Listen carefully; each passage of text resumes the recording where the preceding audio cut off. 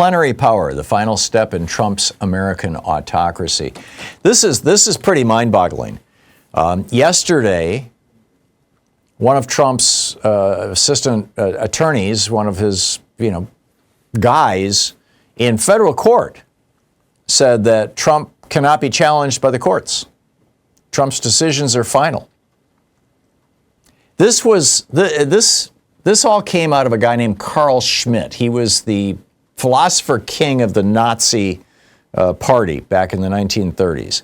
He was the guy who advised Hitler after the Reichstag fire to use states of emergency to acquire executive power that the Constitution of the Weimar Republic wouldn't otherwise give him. He said famously, "There is no law, there is just power," a phrase that J.D. Vance recently echoed, attributing it to Carl Schmitt. Second, he said that Carl Schmitt said that power must be absolute. And third, he said that the way you get past guardrails built into constitutional government is by declaring states of emergency.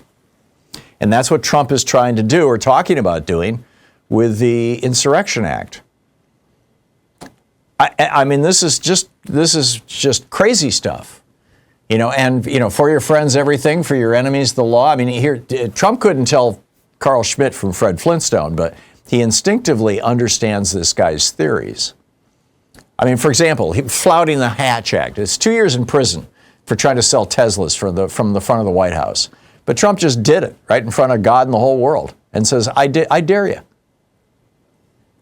I mean, there are both American and international laws against killing civilians, using your military to kill civilians without trial and without a declaration of war. Trump says, I don't care. I'm just going to do it.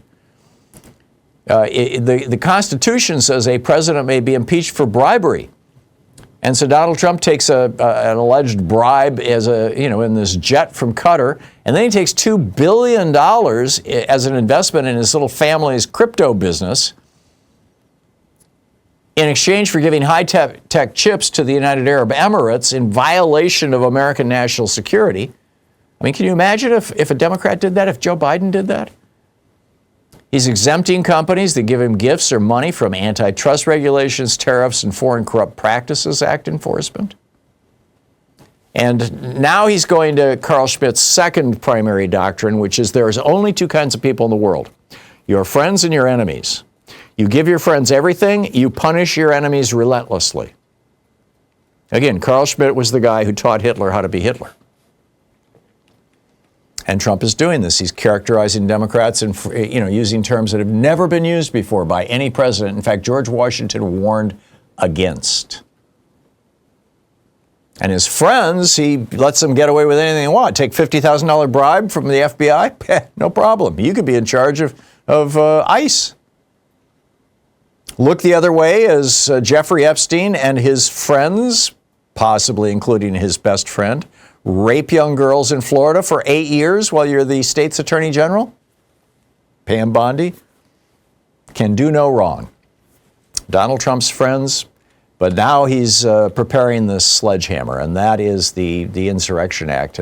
And if he succeeds in invoking the Insurrection Act, and if the six cowardly, frightened, terrified little Republicans on the U.S. Supreme Court roll over whimpering and go along with him,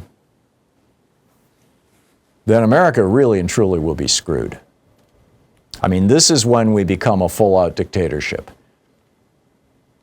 Not that we're not damn close right now. I mean, now he's talking about investigating Act Blue and investigating Indivisible and all this. I mean, so far, we haven't given him the excuse. Here in Portland, we're still putting flowers in front of the ICE building and dancing with furries. Jimmy Kimmel apparently did this thing last night on that.